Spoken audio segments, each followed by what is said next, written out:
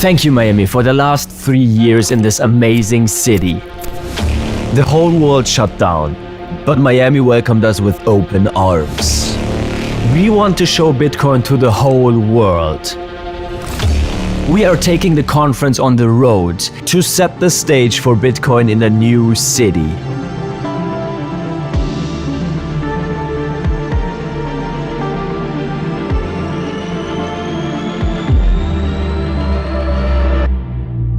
Nashville. Bitcoin 2024 is coming to Nashville in Tennessee, a city that is known as a music and freedom city. Bitcoin 2024 in Nashville from July 25th to 27th.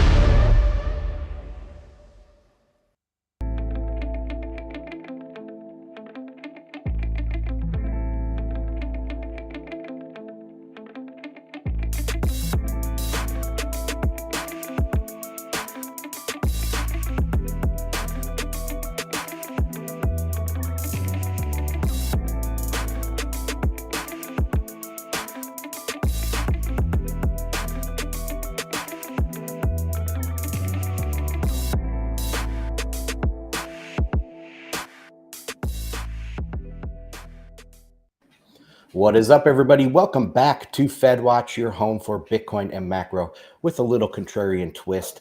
Today, we're going to cover the Grayscale stuff, the court case that they won against the SEC, a bunch of ETF stuff, Bitcoin price, Jackson Hole and Fed, PCE inflation indications or numbers just came out. German economy is imploding as we speak. We got a big story on that.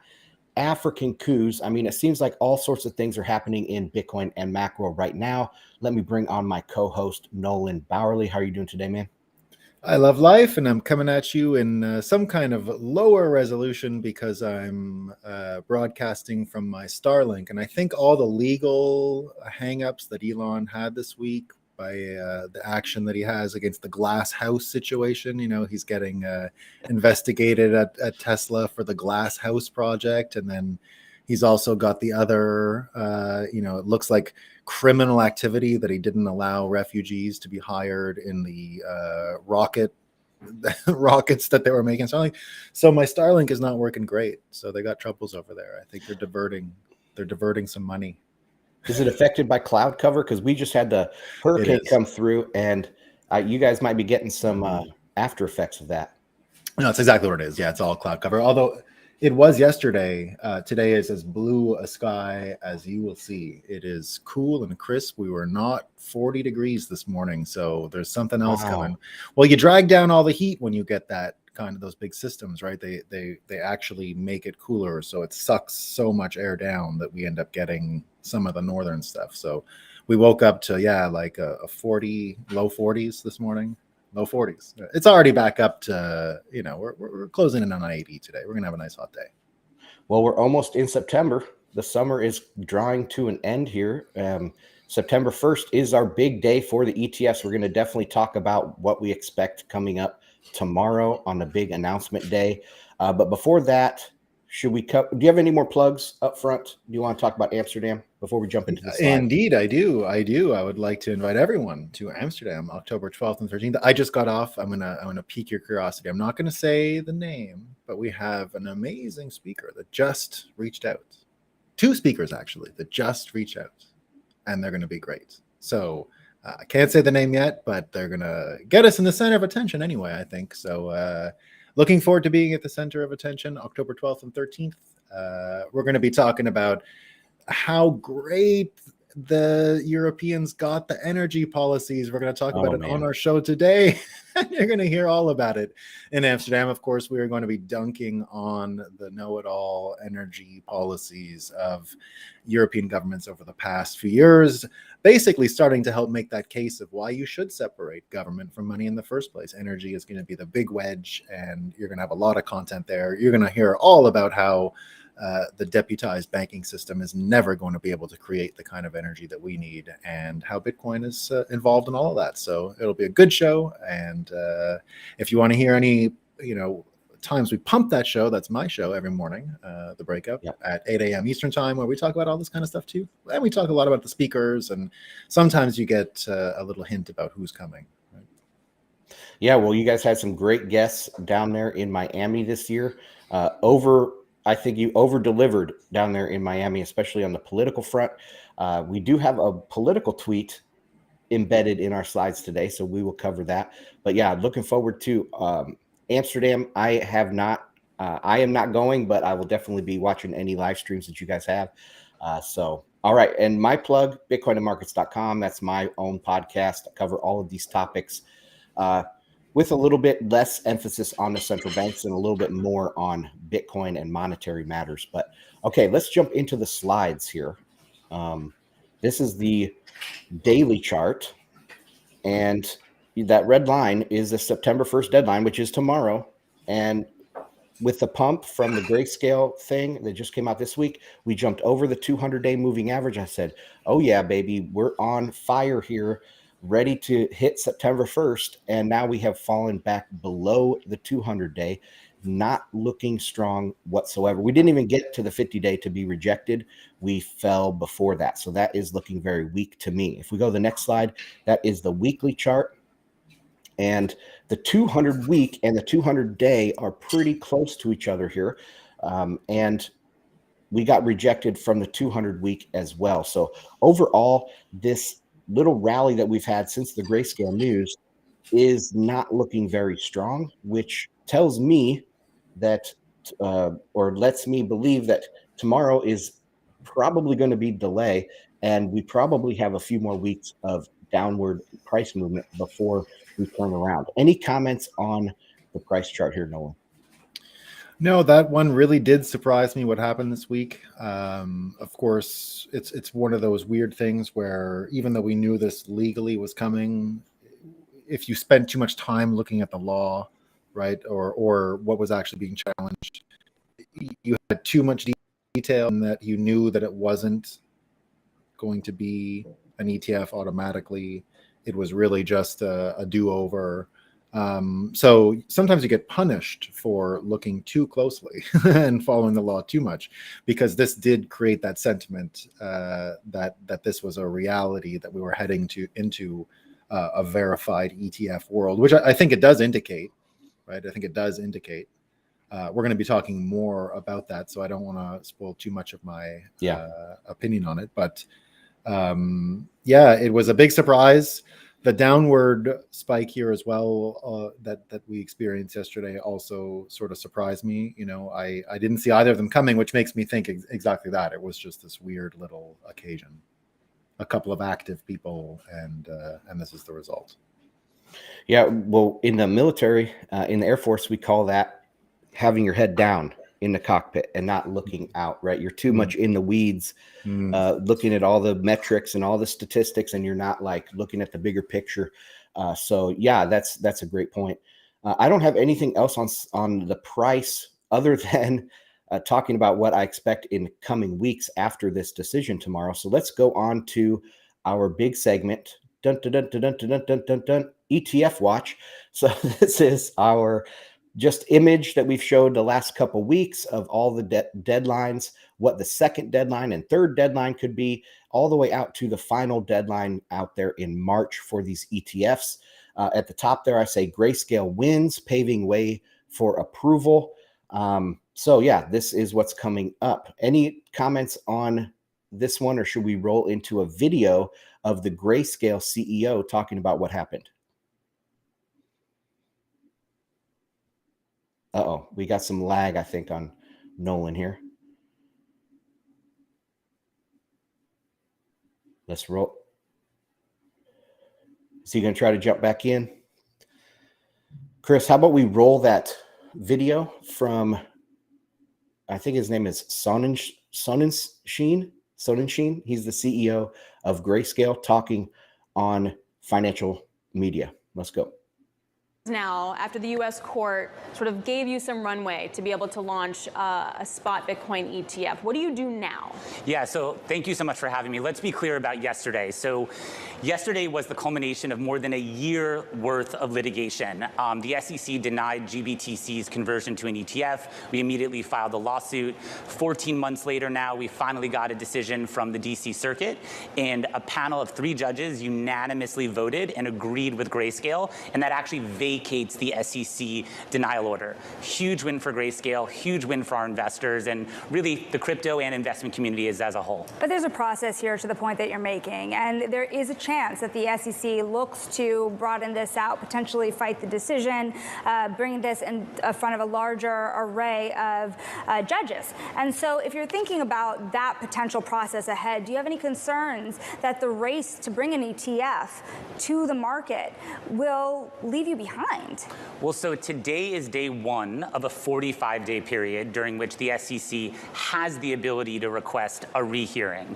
Ultimately, at the end of that 45-day process, you could expect a final mandate from the court with operational next steps. Now, of course, in the interim, our attorneys are going to be working proactively with the SEC to try and make this conversion as expeditious as possible. But we really do need to ensure during this period we're adhering to the federal rules of the appellate court. Do you need to refile for an ETF? And if you do need to refile or amend, are there certain things that you would add, such as a surveillance sharing agreement? Do you worry that the ones that already have one have a competitive advantage to your filing? Well, so the operational next steps on anything that Grayscale will or won't have to do will be contained in that final mandate that comes out of the court. But one of the interesting things that we actually got from the court in yesterday's decision was that the court agreed with us that the arguments we've been putting forward all along throughout this process are such that the SEC already has the tools it needs to approve spot Bitcoin products like GBTC, that there is sufficient surveillance between the CME, where Bitcoin futures trade, and national securities exchanges like the New York Stock Exchange, where we intend to list GBTC as an ETF. So there really shouldn't be any further grounds like the SEC has been relying on to continue denying these types of products from coming to market. All right. So the takeaways there I have is a 45-day window now that the SEC has to respond to this. In that response, they will be telling Grayscale what they expect or what they want in order to go through with turning GBTC into an ETF. One thing I think is interesting is the 45-day length will coincide, will sync up Grayscale with all of these things tomorrow. If those things tomorrow are delayed, there will only be a 2-day difference in that 45-day window, right? So, yeah, what are your thoughts, Nolan, on what you heard there? Oh, there you go. Okay, back. Sorry about Gotcha. these technical problems. Yeah. So that was Michael Sonnenschein. I did work with Michael Sonnenschein in a sense because the parent company when I used to work for CoinDesk was related to GBTC. So I actually spent a lot of social time with him and have gotten to know him over time. He's been after this for years, right? This has been his main job to get this thing. So now that he's at the sort of finish line, you can tell that he's got it sort of scoped out and mapped out because, again, what I understand will happen is if he gets this, the entire gap which exists currently between the trust and the premium people have to pay to get it, right? The convertibility is not market rate right now at all. It's like 40% gap or something like that. This closes immediately. So that's something you want to be able to that's sort of the future of the business right there, right? So you can tell there's not just a lot of forethought put in this. This has been sort of singular on their mind for years. But what it tells me as well, and I think this remains one of the bigger subjects here, is just how incompetent the SEC was shown to be in its handling of this stuff. But really, right? He's been saying it for years. Now we have this huge delta here. Now, look, I'm not here to say. I want to express already firsthand that I had this personal connection because I'm not trying to say that there's manipulation here, but who's benefiting from this ridiculous situation, right? Like they suffer, and it sort of erased their entire head start on their good idea, which they had enjoyed. You know, they were the only dealer of fake Bitcoin to Wall Street Derivative, yeah, for 7 years, right? They had a monopoly. And now they got it. They got the entire advantage clawed back by who? We don't know. But something's up. Doesn't look cool, all right? Looks ridiculous. I mean, it looks ridiculous. You're saying that they were waiting for someone else to file application for ETF? No. I'm saying that so the delta goes away overnight, right? If it converts, so they don't have this anymore. I don't think this is something they wanted. This was a psychological condition of headwinds, of industry having trouble, of their own liquidity troubles that they fell into, right? None of that. I'm not trying to excuse away any of that, right? That seems like a bunch of mistakes and terrible management and problems, which probably weren't Grayscale's fault to begin with, right? The whole thing, just from where I sit, I could see where mistakes were made, right? So I'm not talking about that.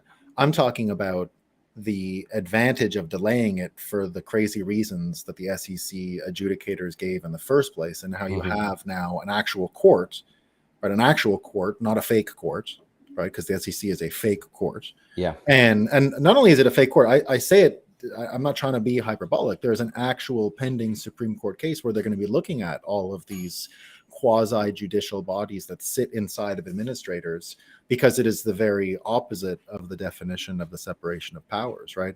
We're seeing that this need, right? One of the things that Nick Carter tweeted about in relation to this exact case is that the federal courts are one of the last bulwarks against the tyranny of department three-letter bodies like the FBI or CIA, or in this case SEC, right? There's no reason why they are both the police and the judge, right? There's no reason that they're out there catching people and adjudicating. And I've said for a long time, it's been one of my main issues with Wall Street for years, is that the complexity of securities law became so estranged from reality and so complex that some lawyers believe that being a securities lawyer is like brain surgery. It doesn't have to be this way, right? It never had to be that way. It became that way because you got so specialized. And the entire case that's going to the Supreme Court is based around that idea that a basic court should be able to treat securities law without a specialization in securities law. It should never become so specialized that no lay lawyer, we're not talking about lay people, no lay lawyer, like a normal lawyer or judge should be able to understand the law. And we don't live in that world now. We do not, right? We don't live in that world as it is. And that's kind of what this judgment said. This judgment said that you didn't apply the basic principles of legal thinking. This is purely driven by your own blatant self-interest on the part of the SEC. So I'm putting the onus here on the SEC, right, as the guilty party. The same guys that are going after Elon for the glass house now, right? Who benefited from this? That's all I'm saying. Like, I don't want to say anything else besides this, but we know other people have ETFs, and now suddenly theirs looks like just a beautiful bouquet of credibility. Yeah. They're brand new. Yeah, I think some of it can't, like, from my vantage point, I see that the banks really didn't want Bitcoin. They really felt threatened by Bitcoin until just a little while ago. I think maybe 6 months to a year ago, they stopped feeling threatened, and they actually think that maybe it is a competitive advantage to let Bitcoin into the US. So I think there is some of that where they were under an older paradigm. Now the power structure has actually greenlit Bitcoin, but the SEC was kind of caught in the middle with this. How do they greenlight Bitcoin, but at the same time not greenlight all the scams, And so I think that's how I look at this. But I wanted to touch on a few things that you said there as well about the technical debt. So the SEC, you're saying, has built up all this technical debt. So it's how we test is really simple, right? But now over the years, they've continued to expand the regulatory, every year they probably add a bunch of regulations on there that make it harder and harder to understand. So am I interpreting what you said there correctly? Yeah, that's more or less it. It's not even that. It's the amount of one-offs, carve-outs, exceptions to the rule. It mirrors what in FX or macro as financial engineering. Like there is an ancillary world to financial engineering that not really. Well, yeah, if you securitize some forms of commodity trading, then that's what happens. But yeah, it's from that world, right? It is the rehypothecation. It's everything that goes along with these things, right? Not just that. It's everything that would be implicit within prime brokerage and the padded glove experience that became in order to better serve up and glamorize the financial engineering that backed all of this.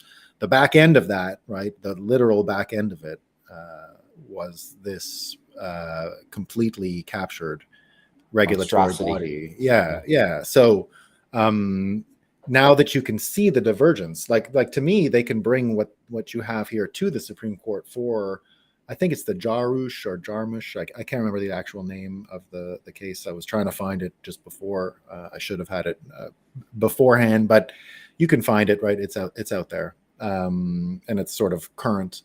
There's some fake news articles on it about how if this plan goes through, 70% of the federal government was unconstitutional, right? And everyone laughed at it, but everyone's like, yeah. There's like a bunch of Chad memes, like, yes, that's what we're saying. Yes, exactly. I've said that for years, and that it's actually happening now, to me was, as someone who studied constitutional law, this was obvious to me from the beginning. It was clear that securities law had become corrupted because it was too complicated. You couldn't even as a lawyer figure it out, right? It was too much. Well, let's dive into some of their actual reasonings that came out from this district court. They said that the futures and spot ETFs, they should not be treated differently. Futures get their pricing from from the spot markets. So why would a spot ETF be any different than a futures ETF? They also have 2x futures. So that's what I was saying for months and months now, is that if we have all of these futures ETFs, there is no reason that there should be no spot ETF. And that is pretty much exactly what the court came down with. So any thoughts on their reasoning behind it? Do you agree with that? Well, it sounds exactly like Crypto Mom. What was her name again? Hester, right? Hester Pierce, yeah. And because it sounds like her, you knew she was already speaking the distressed, like, I'm a hostage language of bureaucracy to begin with, right? She was already saying things like, we have no reason. We can't explain it. They couldn't explain it to me. You know what no explanation means? It's corruption. I'll take any explanation. If someone is willing to lie in public, that's almost good enough. Like if it's just a lie and you can back it up, sort of, I would accept it. I wouldn't say corruption. But if they can't even do a lie, like if you can't even come up with a plausible lie, like a story, like you couldn't have given Hester Pierce talking points. You couldn't have done her that favor. You know what I mean? And of course they couldn't, right? They couldn't be bothered with giving Hester Pierce talking points so that she could save face and not say this thing is totally corrupt. So she was already speaking the language of a distressed, kidnapped hostage when she would say things like, they can't explain it to me. So to see another court say it clearly about an entire institution, again, that to me is proof of corruption. I don't need to see more. The whole standard of innocent until proven guilty, that only applies to us as people. Like, it doesn't apply to like institutions. They're the opposites. The government is the opposite of people. They're guilty all the time. And if they say nothing, then they're absolutely guilty. And they have to prove they're not, right? That the burden is reversed. And in this case, they've never even come close. So I look forward to this. I look forward to these developments. So what does this mean for the coming ETFs tomorrow? We have some updated odds by the Bloomberg ETF team. If we go to the next slide, we can see this is Eric Balkunis. He's head of strategy there at the ETF team. Producer Chris, if we get the next slide. There we go. Perfect. So he says that they are updating their odds to 75% of a spot Bitcoin ETF by the end of this year and 95% by the end of 2024. While we factored Grayscale win into our previous 65% odds, the unanimity, I can't say that Unanimity. Yeah. Decisiveness of the ruling beyond expectations and leaves the SEC with a very little wiggle room. So yeah, it was 3-0 on this panel of judges. It wasn't like a 2-1, it was a 3-0. and they used very strong language. So it wasn't like they were waffling at all. So yeah, it was a very strong decision, and they're updating their odds to 75%. If we go to the next slide, Nolan, you can stop me whenever. Yeah, even just as insight. So one summer, I played on a baseball team of judges. Like I was a ringer for them, because I knew a guy who was clerking at the court, and I was good at baseball, so I was the ringer, right? Went in for a couple games, smacked some home runs. It was great. But even then, I was talking about this kind of stuff with those folks, and I can tell you right now, just guessing, like I haven't referred this to them, but there are judges out there like these ones that are had enough of people like these when they see this type of corruption. And they understand these legal principles. That's why you're seeing a unanimity of a 3-0 like this from a federal court to this kind of court and that kind of language, because they want that territory back, just even so that they can mentally map it. It would be like saying, you don't understand the mechanics of this car. You can't serve any of these types of cars, and you're a mechanic, and like just out of pride, you'd be like, no, like I can fix. Got to take it to the dealer. Yeah, like I can fix a BMW and a Toyota, like whatever. Right now, I don't mean to make it all analogy, but I just want to.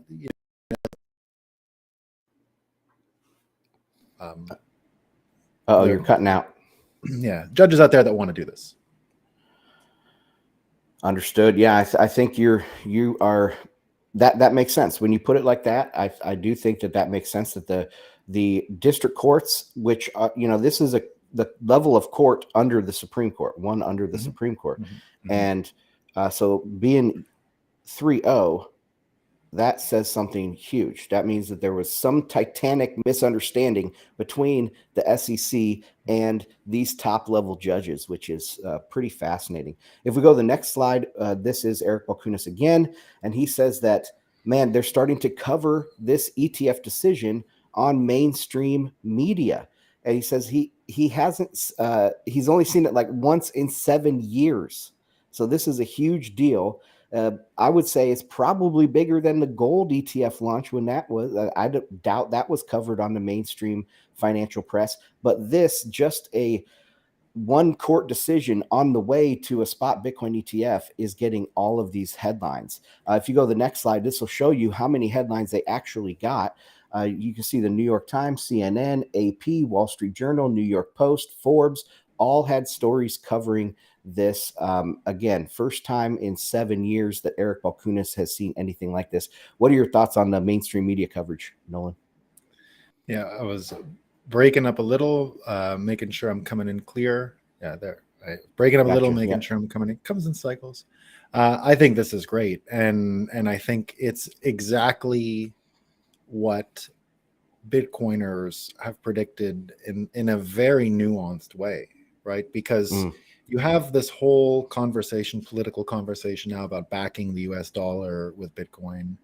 And now suddenly you see institutional corruption, similar to what we see in the wider corruption of courts by politics and all that. I'm thinking of the stuff you're seeing in Georgia, the stuff you're seeing in Florida, the stuff you're seeing in New York, right? All of that stuff. So you're seeing, and even the stuff with Elon today, right? America sort of almost signaling that there's a big change coming to how we administer our legal system, because we kind of have to, right? Like to much of the world, we're throwing out our most valuable asset. You can say it's the oil. I don't think it's the oil. I think it's the credibility of our institutions, as Jerome Powell has said about the US dollar. So, that the rule of law and blah, blah, blah is why people choose it. And it's true. Like, I don't even care who's in charge of the United States. If our systems are unpredictable, the whole thing is over. And they became unpredictable over time. They became weaponized and mutilated. But that the seeds of correction are right in front of us, and that it's weirdly, for the entire SEC, Bitcoin, not even really under their jurisdiction, that just through this weird conversion of, immaterial Bitcoin, and somehow that has created this situation where indeed, the entire system is relying on, what did he say? that wasn't part of their calculus, right? The untenable, politically untenable, that it wasn't part of what they'd even, it's completely against the plan, because the plan is that no one will care. And it's true. That is really the main obstacle that Bitcoiners have, that people who want to, revolutionize the American systems these days, that's the only real thing that can stop it, is the apathy of people who go, I don't know what's going on, right? I don't know. And indeed, we don't need everyone to know. We don't need a bunch of civic minded people, but that it's this big, that it's the biggest ETF, and ETFs are the biggest thing as it is. And then we're, it's perfect. It's 2024.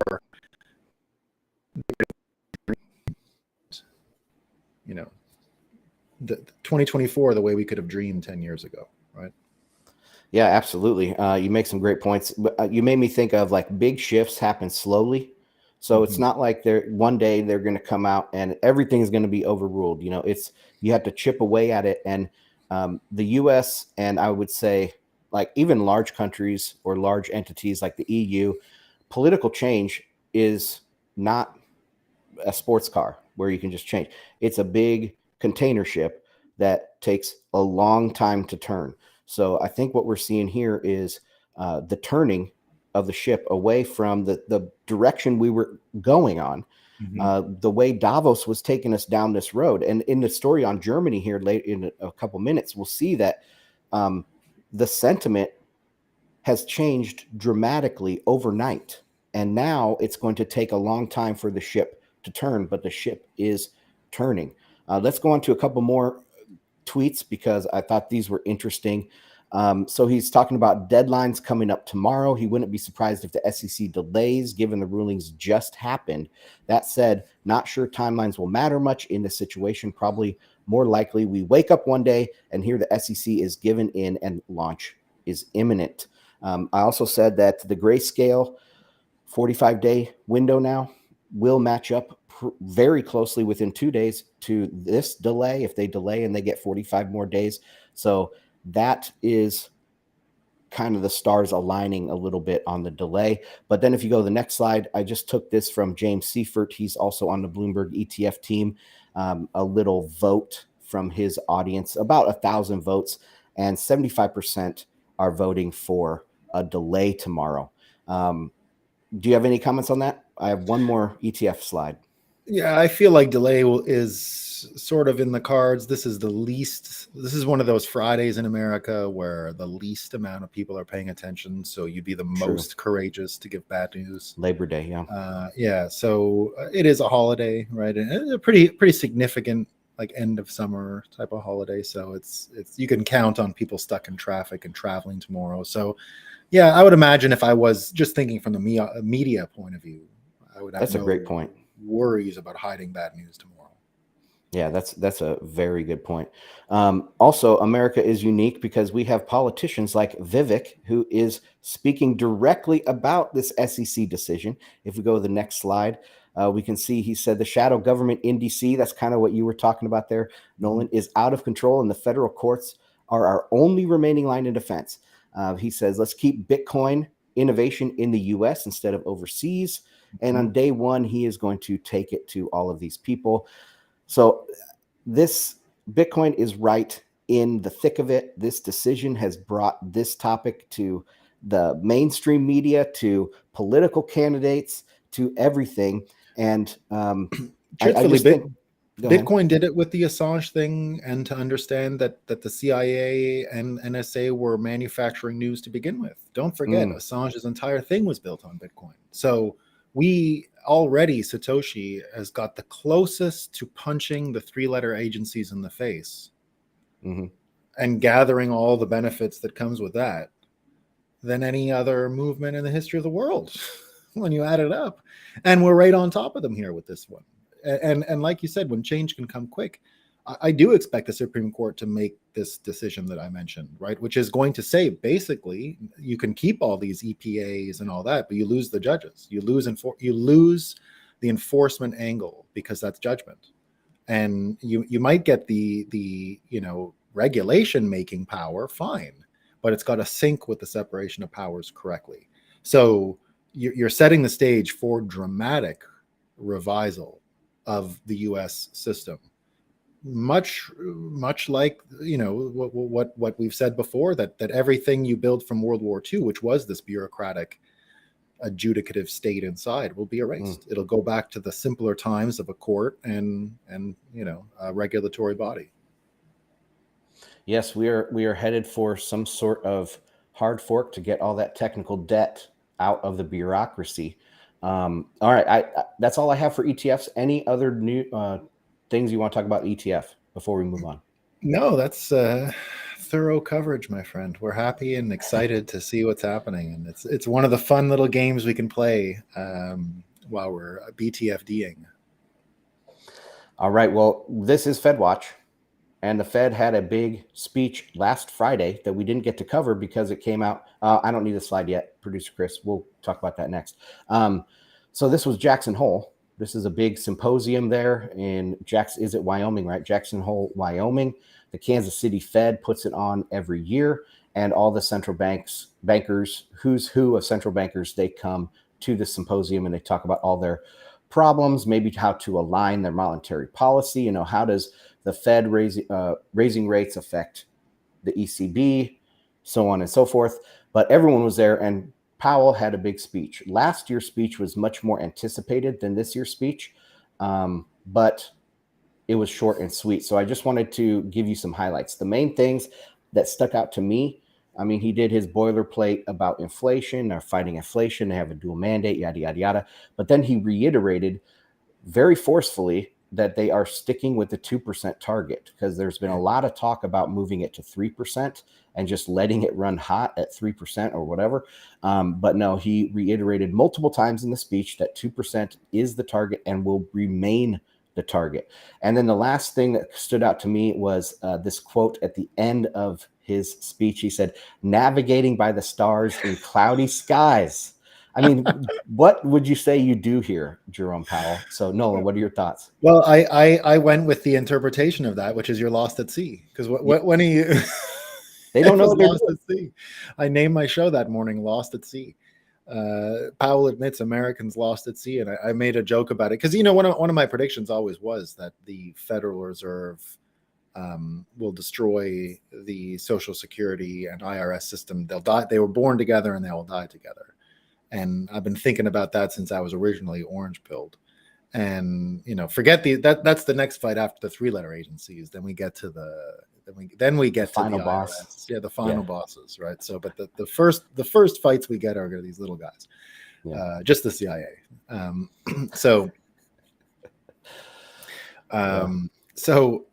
You know, it's amazing that because that, you know, of course, that's if you buy that whole, not even if you buy it, if you think about how fiat works, of course, with, you know, they have to work together, because the only way you can run fiat debt is based on the birth certificate of people, right? So it's collateralized birth certificates, right? That's the system. It's birth certificate. Oh, you're breaking up a little bit. Test. Collateralizations. It's collateralized. Yeah, we heard you there. Yeah. So if you listen to all these people, they say that that's being lost at sea, right? That is the people who believe that Wizard of Oz version, right? And if people don't know, Wizard of Oz was actually based on that Tin Man and a straw man. And, you know, some people say Frank L. Baum was a populist interested in silver on gold, right? Right. They were not ruby red slippers. They were silver on gold. So that was the political atmosphere at the time. The line were the coward politicians who didn't want to go forward and all this stuff. Mm-hmm. But that was what they were warning against, that the Federal Reserve, if it was created paper money versus silver on gold, that it would have to come with the collateralization of birth certificates. Interesting. We lost you again.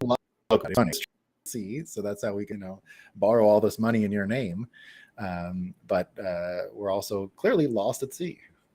Yeah, I was thinking of monetary policy and quantitative easing. You know, if it's quantitative, how can you be lost at sea? Right? You should be able to know exactly what your dial is set at, but somehow it's gone. I mean, these so good. It points out that these guys are all just trying to influence. They're trying to signal what they want. Yeah, literal wizards, magicians. Exactly. Actual magic. And I'm surprised in magic. I'm surprised that the markets didn't react really at all to this speech. It's too much. It's too much for them. It's too Yeah. much for you to for the guy to come out and basically say, like, look what he said this summer. We got nothing to worry about as long as we remain the bastion of the rule of law. He said that at the start of the summer, and now he's lost at sea. Okay.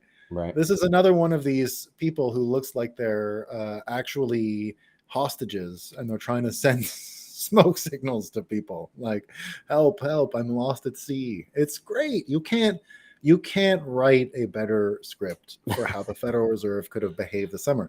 This summer was as fruitful as the buy Bitcoin sign guy summer when he photobombed Yellen. This is better than that, because it's like an accumulation of major things, right? It's like 3 years ago, is Bitcoin center stage, right? And then, okay, now not only is it center stage, it's a shitty play. No one wants to see the play. They want to go somewhere else. And the Bitcoin guy's like, hey, let's go to karaoke or something. This sucks, right? That's a good point. There is still a lot of apathy in the market. And maybe that's why we didn't see the price moon on this Grayscale decision, when it pretty much is guaranteeing that we're going to get a spot Bitcoin ETF relatively soon. Yeah. Yet there's apathy in the market. People are broke. I mean, that's all there is to it. Yeah, right? Just, people are broke, man. There was a lot less cash flow going around, both in the industry and just in general. So I'd say it's I've seen you're seeing these TikTok things go viral now.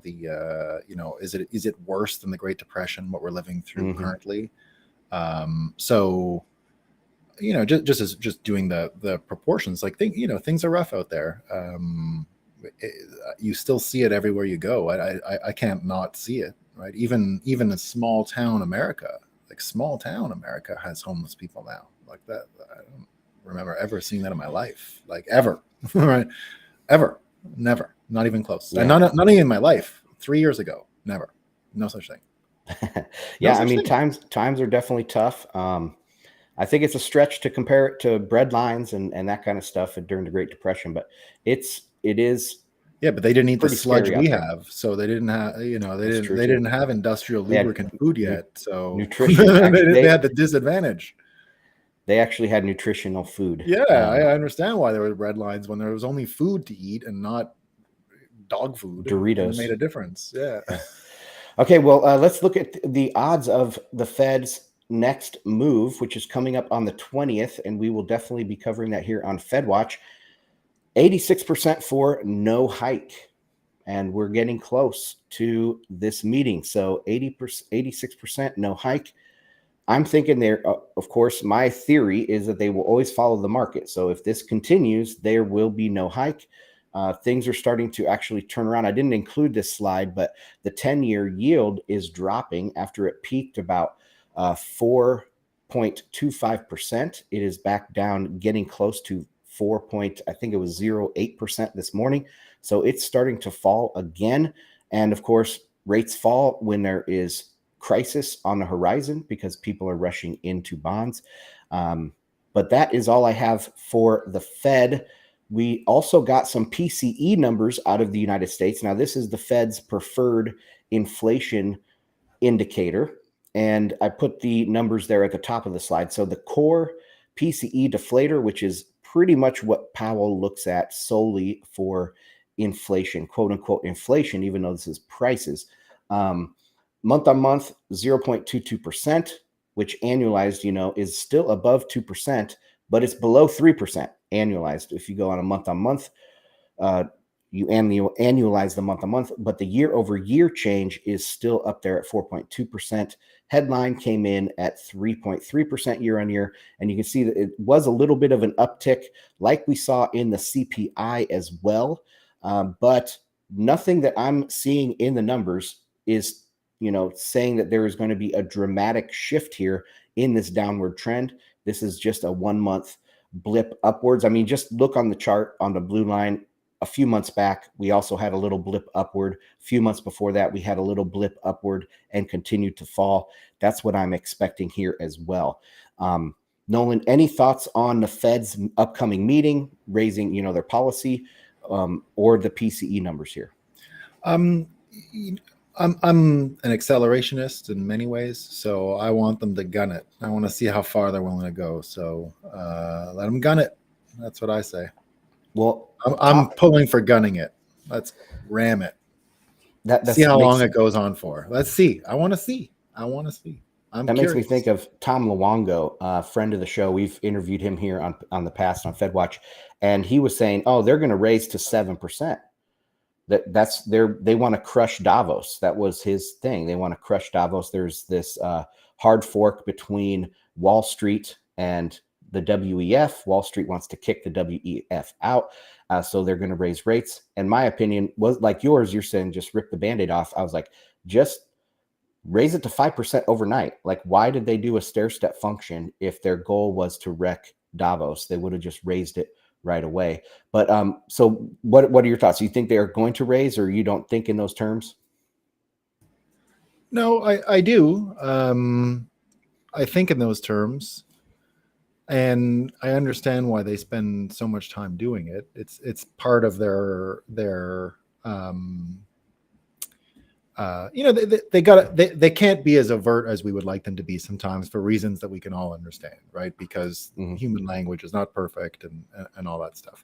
Now, are they diametrically opposed to the socialist stuff of the WEF? Maybe. I mean, I wouldn't know, as long as I know that they understand this relationship, that the borrowing can't continue. We have to have a feedback loop for the system, that the system itself has not allowed any feedback loop. That's why it's been allowed to grow. That's why you end up with the unhealthy people telling you to be healthy and the sick people telling, that's why you end up like that, right? That's the fiat trap. So I'd say, yeah, there's people in the Federal Reserve. You even mentioned the Jackson Hole thing. Like I dealt directly with the Federal Reserve of Kansas City when I worked with Kraken. There were people inside there that loved what we were doing. Now Kraken's got to sue them. I don't think they got an invite to Wyoming this year. Because Caitlin Long and all them. I'm not sure if Kraken's involved in the case, but it's the same problem, right? There's people inside that just they don't see the same on the inside, right? I dealt with the people there that were totally into it. And so it is like that, right? There's no monolithic way they're all looking at it, but it does sound to me like what you're saying. Jerome Powell is signaling things that are huge, and there could be something at the scale of that, right? Of the WEF and all that, for sure. Yep.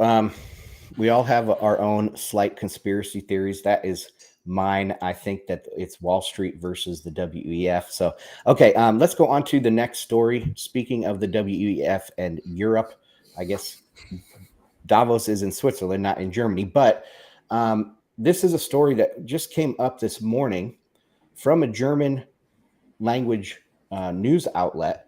And German companies are fleeing abroad en masse. If we go to the next slide, I picked out a few big points from this article here. 43% of all industrial companies with more than 500 employees are considering relocating their capacities abroad. Let's see, only 6.7% said in a survey they plan to do so. At 17%, the measures for this are already underway, and another 19.7% said they were already realizing it. This means that 36.7% of larger industrial companies are currently packing their bags to flee abroad. Over a third of the industrial companies in Germany are leaving. That's what this article says. That's what this survey of it was like 5,000 companies. If we go to the next slide, we got some more from this same article. So yeah, 3,500 companies that they surveyed on a scale from negative 100 to positive 100. What would they rate the impact of the climate policy on their business? And it's at minus 27% on average. Then if you break it down a little bit more, so industrial companies, it's minus 38, from negative 100 to 100 scale. Energy intensive industry, minus 55. Last year, this index was still at a minus 7 across all sectors. So it went from -7 to -55 for these energy intensive things. This quote is, the crash is really extreme. Nolan, what's up? What it looks like is a bunch of people made choices, not thinking about this. Doesn't, when it's so dramatic, it's not a trend, right? This looks like they were faced with a stark reality and choices were made. And when choices are made, it's not the same as how do I feel like things are going, right? So here we are with a bunch of choices, and this is the feedback loop that fiat doesn't allow for in a normal way, and forces out with these cataclysms, because this is catastrophic. I mean, absolutely. If this isn't the number one story in Germany, nothing else should be. But I'm sure it's not. I'm sure they're worried about migrants, or they're worried about something someone said on a show and they were rude to somebody. You know, it's the same as America, I bet, right? If you go on the news, somebody said something and then this person was offended, and that's all the news. And meanwhile, we got hot war, we got all kinds of stuff. So Germany has its own, probably a similar amount of low awareness stuff going on. And this should be this is the most important thing in Germany today. And absolutely. I bet they don't know about it. I bet they don't know anything about it. Yeah, not unless you are affected directly by this. But a lot of people are. If we go to the next slide, they mention in here this, what is it? Let me read here. It's the Building Energy Act and the Energy Efficiency Act. These are two things that were passed a couple years ago, I think, that make it so you have to change out your heating system or something in your house. And it could cost up to 20 or 30,000 euros to do this per house. And now it's gone into effect. Everybody is affected by this immediately. This insane decision that was made years down, in the past. A big thing from this right here, I just wanted to pull out this quote. So 67% of companies with 250 to 500 employees cite excessive bureaucracy and regulation as the biggest obstacle. I gotta say, I've been waiting for these, because when it started, remember they said no gas cars in Los Angeles by 2025. I was like, it can't come soon enough. Like, let's go. What are they going to do? What are they going to do?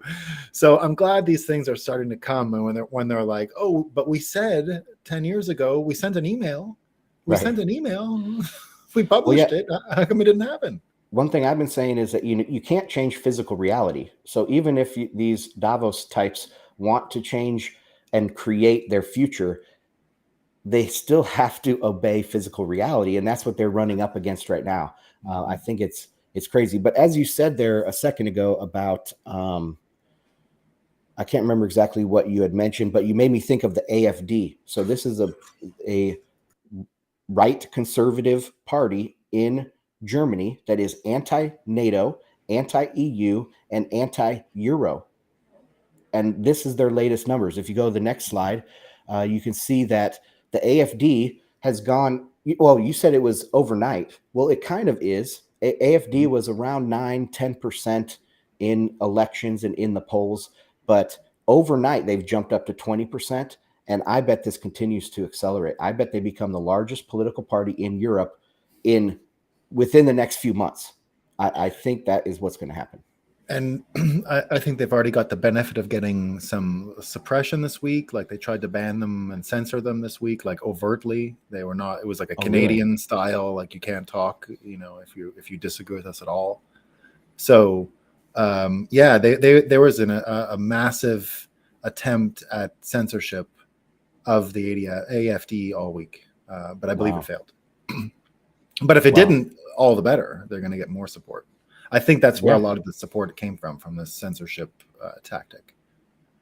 Oh, yeah, I agree with it. The more you try to censor it at this point, the just more attention it gets, the more popular it gets. Look at Trump, as he is getting indicted, his poll numbers go up. So as they censor AfD, their poll numbers are going to go up most likely.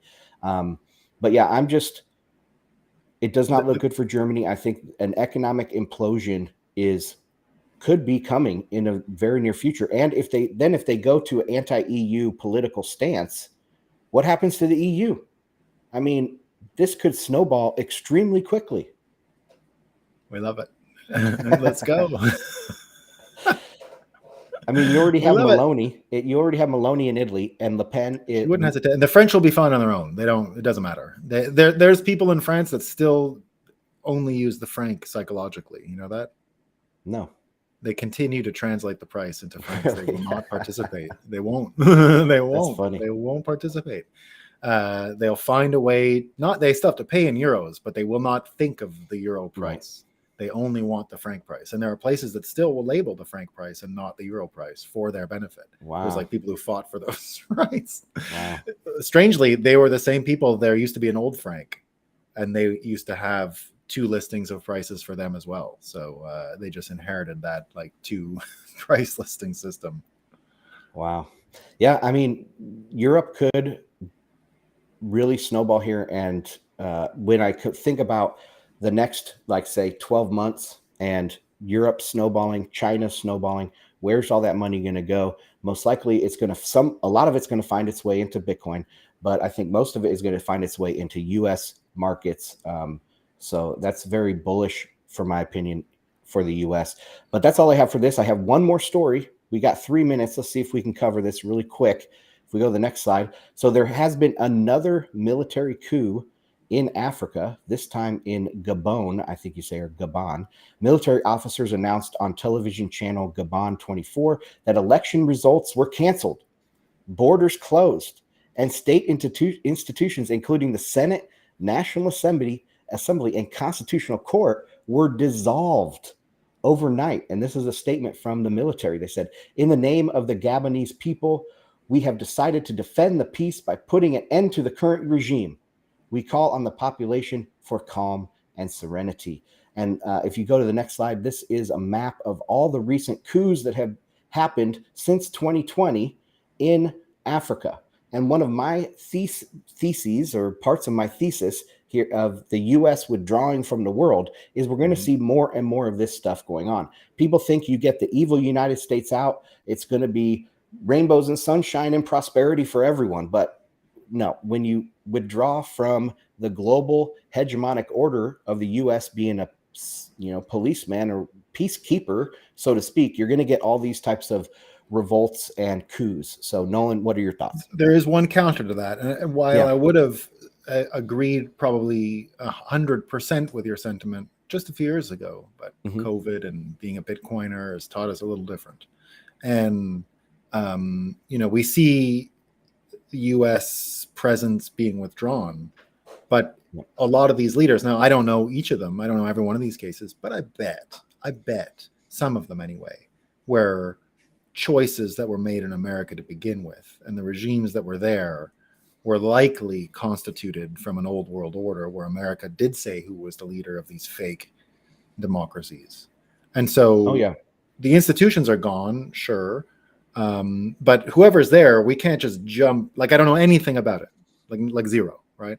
But my suspicion is, now I know some of these are French, but very similar, right? We've known what they've done with the money for a long time, right? It's atrocious what the French central bank does to those places, and so I don't know about every one of these ones again, but I suspect in some cases what we don't know is who the good guys or bad guys are in any of these conflicts, I guess is what I'm coming at.